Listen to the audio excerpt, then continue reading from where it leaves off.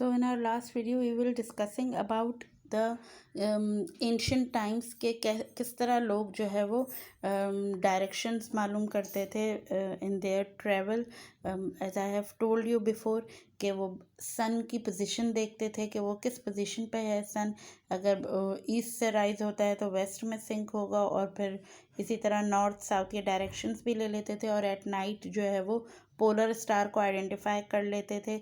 और ये जो कॉन्स्टलेशन होती है, स्टार्स की लैंग्वेज जो होती है, अर्सा मेजर कॉन्स्टलेशन, अर्सा माइनर कॉन्स्टलेशन, इसके थ्रू जो है वो अपना ट्रैवल किया करते थे. लेटर उन्होंने मैग्नेट की हेल्प से जो है वो मैग्नेटिक कंपास जो है आपका मैग्नेटिक कंपास जो है वो बनाया. और ये देखें, ये पिक्चर्स हैं पोलर स्टार की, और ये अर्सा मेजर कंस्टलेशन है. इसमें जो स्टार्स प्रोमिनेंट होते हैं उनको हम अर्सा मेजर कंस्टलेशन के अंदर लेते हैं, और कुछ स्टार होते हैं ना जो बहुत कम कम नज़र आ रहे होते हैं, जिनकी लाइट डिम होती है, वो अर्सा माइनर जो है कंस्टलेशन के अंदर यूज़ होते हैं. So we were discussing about compass. तो चाइनीज़ ने जो है फिर मैग्नेट को यूज़ करते हुए एक ऐसी डिवाइस बनाई जो डायरेक्शन बता देती थी. तो कंपास जो है वो एक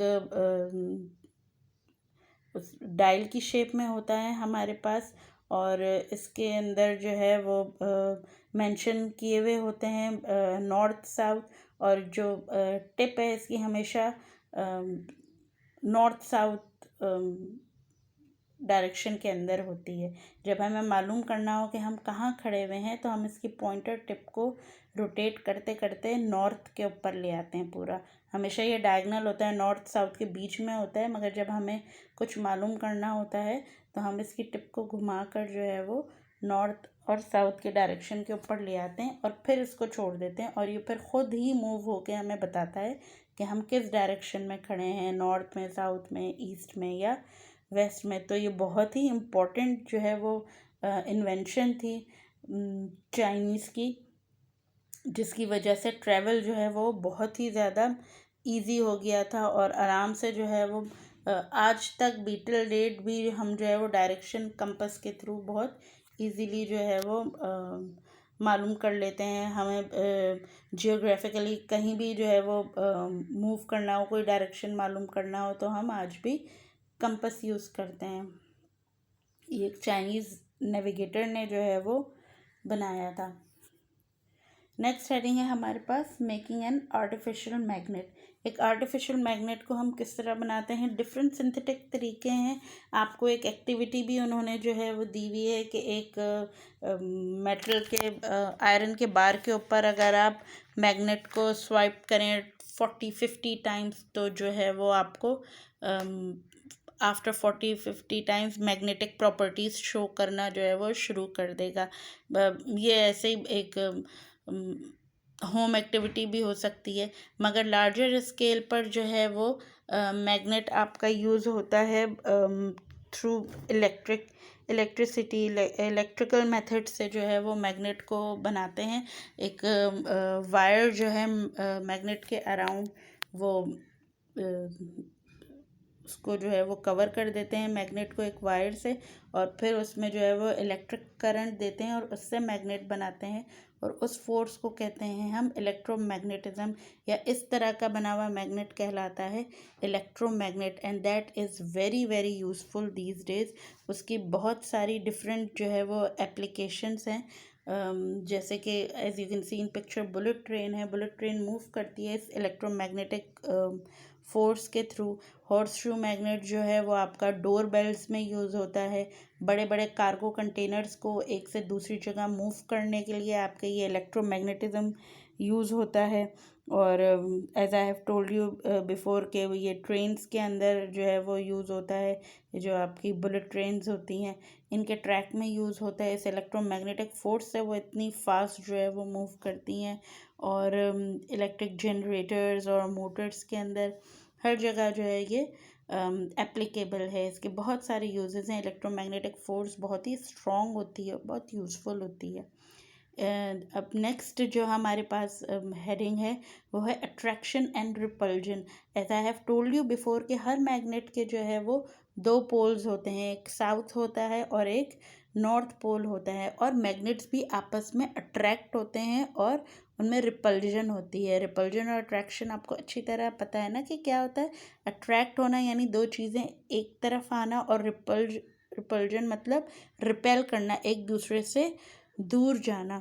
तो magnetic eggs you can see in this picture के नॉर्थ और साउथ पोल की तरफ जो है उन्होंने एरोज एक दूसरे की तरफ किए हुए हैं, मीन्स ये अट्रैक्ट होते हैं। तो ये प्रॉपर्टी है मैग्नेट की कि ये हमेशा दूसरे मैग्नेट के ऑपोजिट पोल से अट्रैक्ट होगा। कभी भी दोनों मैग्नेट का साउथ आपस में नहीं जुड़ सकता, और कभी भी दोनों मैग्नेट्स का नॉर्थ जो है वो आपस में नहीं जुड़ सकता। हमेशा एक मैग्नेट का नॉर्थ और दूसरे मैग्नेट का साउथ होगा तो वो आपस में जो है वो अट्रैक्ट होंगे, जुड़ जाएंगे। चाहे आपको कोई भी काम करना हो, उसके लिए दोनों मैग्नेट्स में से एक का नॉर्थ होना ज़रूरी है और दूसरे का साउथ होना ज़रूरी है।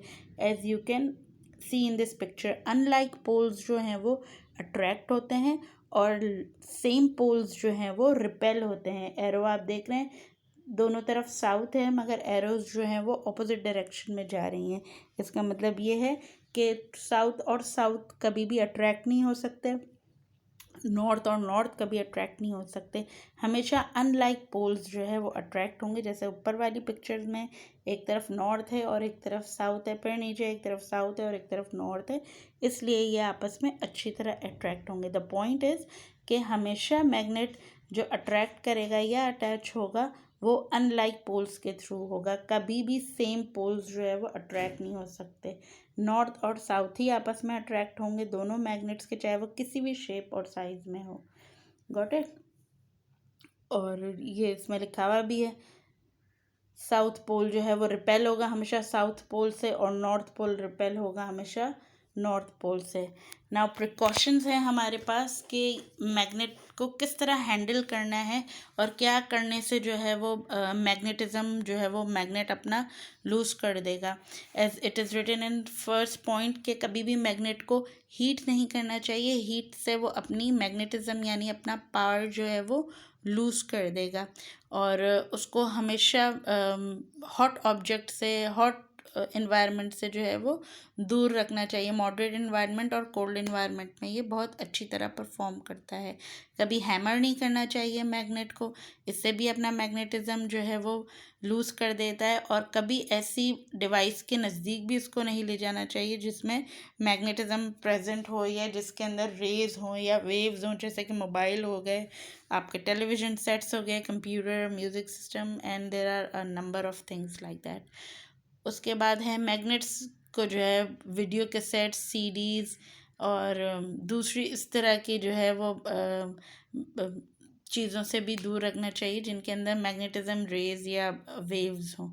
उसके बाद मैग्नेट को हाइट से ड्रॉप नहीं करना चाहिए, इससे भी वो अपना मैग्नेटिज्म जो है वो लूज़ कर देते हैं। और इनके जो हम अभी रिसेंटली डिस्कस कर रहे थे कि सेम पोल्स को ज़बरदस्ती जोड़ने की कोशिश करना या एक दूसरे से रब करने या फोर्स लगा के नॉर्थ और नॉर्थ को मिलाने की, साउथ और साउथ को मिलाने की कोशिश करेंगे आप, तो भी वो अपना मैग्नेटिज्म, अपनी पावर जो है वो लूज़ कर लेंगे, क्योंकि वो कभी भी अट्रैक्ट नहीं हो सकते। सेम पोल्स जो हैं वो साउथ और साउथ हमेशा रिपेल करेंगे, नॉर्थ और नॉर्थ हमेशा जो है आपके पास रिपेल करेंगे। तो ऐसे कभी भी ट्राई नहीं करना चाहिए, इससे आपका मैग्नेट जो है वो वीक हो जाता है, अपनी मैग्नेटिज्म, अपना पावर जो है वो लूज़ कर देता है। हमेशा कैसे रखना चाहिए आपको मैग्नेट को? हमेशा उसको रखना चाहिए ऑपोजिट पोल्स के साथ जोड़ के। मीन्स अगर एक तरफ नॉर्थ है तो दूसरी तरफ आपने साउथ करके उसको पेयर अप करके हमेशा ऐसे रखना चाहिए, इससे उसका मैग्नेटिज्म जो है वो लूज़ नहीं होता, वो अपनी पावर को लूज़ नहीं करता। आई होप बहुत ही इजी और शॉर्ट चैप्टर था ये, और आई होप आपने अंडरस्टैंड कर लिया होगा कि what magnet is, how it is made and what are its uses. In my next video, inshallah ta'ala, I will give you written work of this chapter and you have to do it in your copies. Thank you.